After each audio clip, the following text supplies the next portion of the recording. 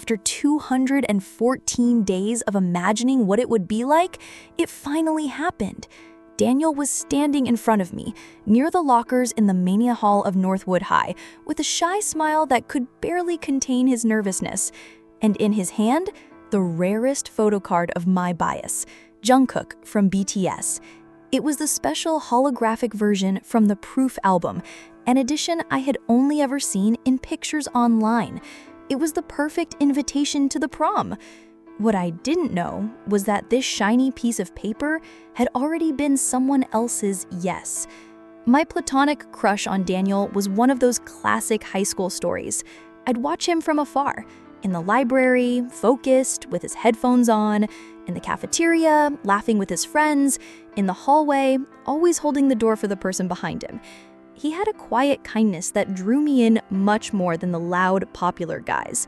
In recent months, we'd gotten closer, talking in classes we shared and exchanging shy smiles. Every small interaction was a treasure I held onto. And now, there he was, turning my silent dream into a reality that seemed like it was pulled straight from one of my favorite K-dramas.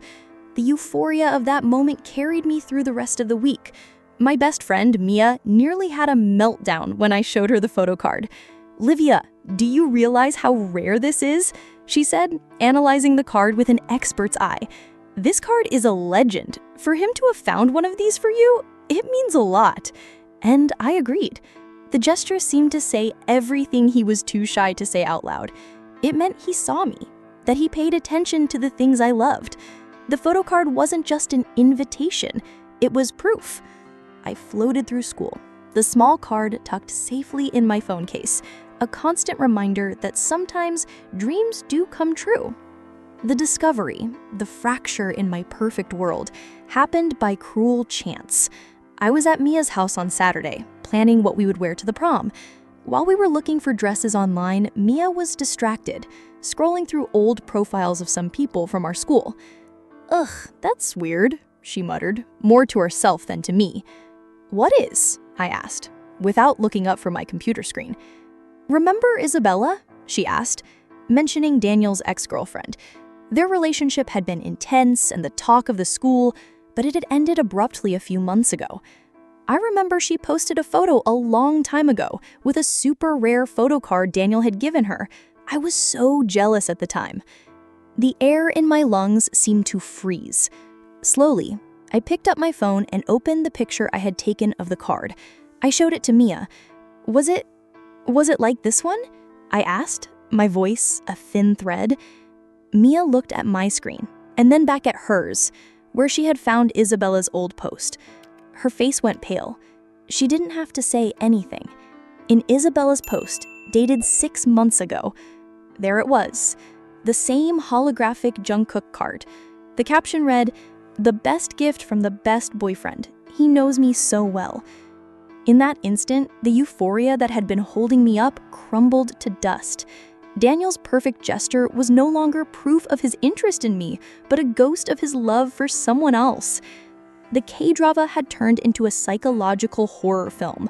I had my dream date to the prom, but now I was tormented by a poisonous doubt. Was his invitation a genuine act of interest, or was I just a convenient second choice, receiving a haunted gift, a relic of a love that wasn't mine? And how could I look at him at the prom, knowing that the symbol of our beginning was actually the remnant of someone else's end? The euphoria Livia felt quickly evaporated, leaving behind a cold fog of suspicion. The photocard, once a treasure, now seemed to burn in her hand. Every interaction with Daniel, once analyzed for signs of affection, was now dissected for evidence of deceit. He'd smile at her in the hallway, and she would wonder, is that how he used to smile at Isabella? He'd send her a good morning text, and she would think, did he just delete her name and type mine? That haunted gift had become a lens through which she saw everything, distorting every genuine gesture into a possible performance. She began a silent investigation, a painful search for the truth in her own potential love story. During lunch, she tried to be casual. "You know, this photo card," she said, showing him the card with a forced smile. "It's practically impossible to find. You must have gone to a lot of trouble to get it." She watched his face, looking for any sign of hesitation. Daniel just smiled, a little sheepishly. "Oh, I have my connections," he answered vaguely, changing the subject quickly. His evasion was like a small paper cut to her heart. Tiny, but it stung.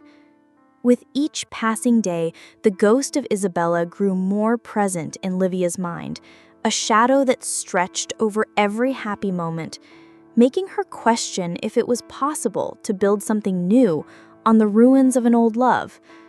The situation that turned her doubt into painful suspicion came on a Saturday afternoon. Despite her uncertainties, Livia couldn't deny that being with Daniel was easy and comfortable. His kindness felt real. His attention was constant. For a few moments, she would allow herself to believe that maybe the gift's origin didn't matter, that what they were building was unique. That day, they were walking downtown, laughing and talking. They passed a small jewelry store, and Livia stopped for a moment to admire a delicate necklace in the window with a small crescent moon charm. "It's beautiful," she commented, before they continued walking, not thinking much of it. 2 days later, at school, Livia saw Isabella in the courtyard, talking with a group of friends.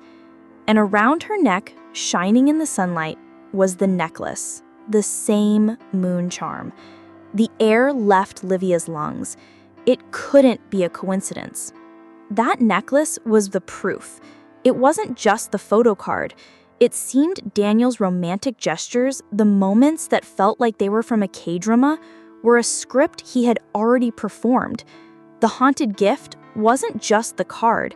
It was his entire blossoming love story, and she was just reciting lines from a role that had already been played by someone else.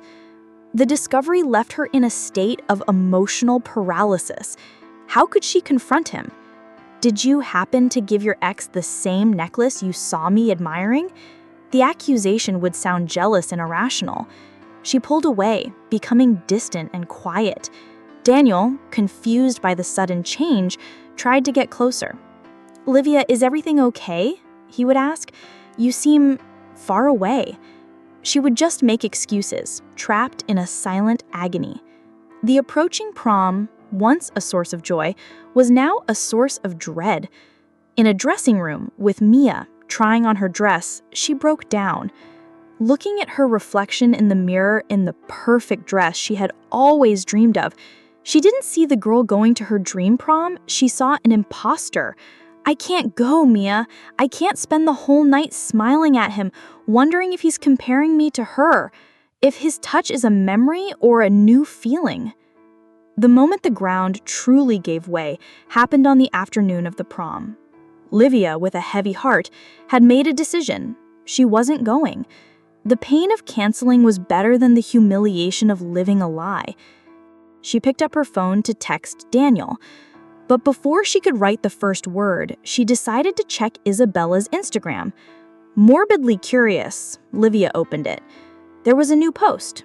It was a long text, a kind of public unburdening about moving on. In the post, Isabella talked about her breakup with Daniel. She described him as a sweet and attentive boyfriend, but one who tried so hard to be the perfect boyfriend that it always felt like he was acting. And then, Livia read the sentence that changed everything. Isabella wrote, "He would give me gifts he thought I would love, but they were always based on things he saw in movies or things his friends' girlfriends liked. The famous photocard, the moon necklace. They were beautiful, but they weren't for me. They were for the idea of the perfect girlfriend he had in his head." Livia reread the sentence 3 times. A new kind of horror filled her. The problem wasn't that Daniel was haunted by the ghost of his love for Isabella. The problem was much deeper. He wasn't recycling gestures from a great love. He was using a generic romance manual, terrified of getting it wrong. He wasn't comparing her to Isabella. He wasn't seeing either of them. He only saw a blank slate onto which he could project his K-drama fantasies. She wasn't the second choice for a love that belonged to another. She was the next candidate for a role he had written himself, a role that had nothing to do with who Livia really was. And with the prom just hours away, she found herself with a new and devastating truth in her hands, with no idea what to do with it. Staring at Isabella's post on her phone, the prom invitation no longer felt like a dream, but a death sentence. Livia looked from the screen to the Jungkook photocard on her desk. The anger and jealousy she had felt were gone, replaced by a profound sadness and a strange kind of compassion. The problem wasn't the ghost of a past love. The problem was the absence of a real one. Daniel wasn't trapped by Isabella. He was trapped by his own insecurity, by a script he believed was the only path to romance. Canceling now seemed like the easiest path, but also the most cowardly. It would be letting Daniel continue in his bubble of empty gestures. Livia made a decision. She would go to the prom, but no longer as the lead actress in a K-drama he was directing. She would go as herself, Livia. And her goal for the night was no longer to live a fantasy, but to find a single moment of truth, no matter how painful it might be. She needed to give him one chance to really see her, and to give herself the chance to see who he was without the perfect boyfriend disguise. When Daniel arrived at her door, he looked exactly as she had imagined, handsome and a little nervous, holding a delicate flower corsage for her wrist. The gesture, which days ago would have made her melt, now seemed rehearsed, but she smiled, a calm and genuine smile, and thanked him. At the prom, the atmosphere was magical. Colorful lights danced across the hall, the music pulsed, and couples twirled across the dance floor. Daniel played his part perfectly. He brought her punch, complimented her dress, told her she was the most beautiful girl there. It was the night she had imagined for 214 days, but now she felt like a spectator, watching a familiar movie. The DJ played a slow song, and as the intimate acoustic sound of EXO's Sing For You filled the air, he pulled her closer, letting the song make the confession he was too afraid to say himself. "I'm so happy to be here with you, Livia," he whispered near her ear. It was the perfect line in his script, and that's when she decided to improvise. "Daniel," she said, her voice soft but firm, making him look at her. "The photo card you gave me is beautiful, and I loved that moon necklace we saw in the jewelry window the other day." She paused, watching the confusion rise in his eyes, followed by a flash of panic. He knew he'd been caught. "I know you gave them to Isabella first," she continued, without anger, only with a quiet honesty. "And to be honest, that's not what hurts. What hurts is thinking that maybe they were never really for her either. I feel like they were for the girlfriend, a role you needed to fill. And for one night, I wanted a gesture that was meant just for me, for Livia, not for the girl who's playing a part in your K-drama." Daniel's mask finally fell. He stopped dancing, his face pale. For the first time, Livia didn't see the charming, confident guy, but a scared, insecure boy. He started, his voice failing. "I don't know how to do this right. I get so scared of messing it up, of not being enough, that I think I just follow a script. I thought that's what girls wanted."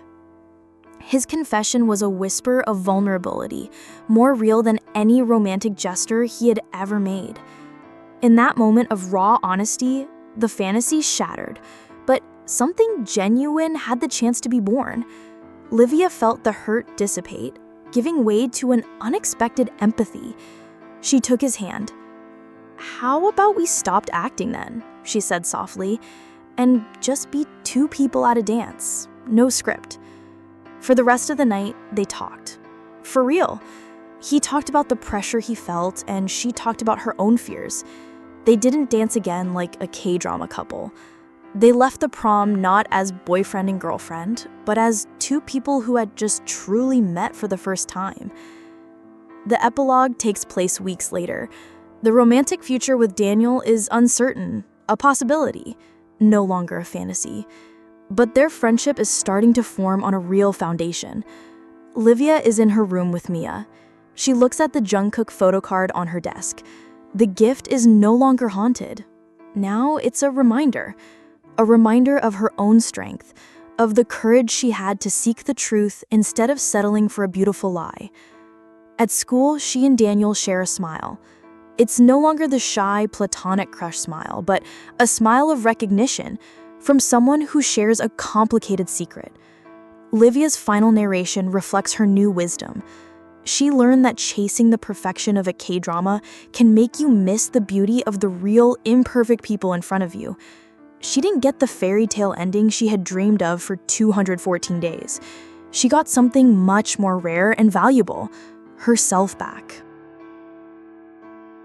Want to see more exciting stories packed with the incredible world of K-pop? Join our club and let's dream together. Subscribe, like, and share. Bye!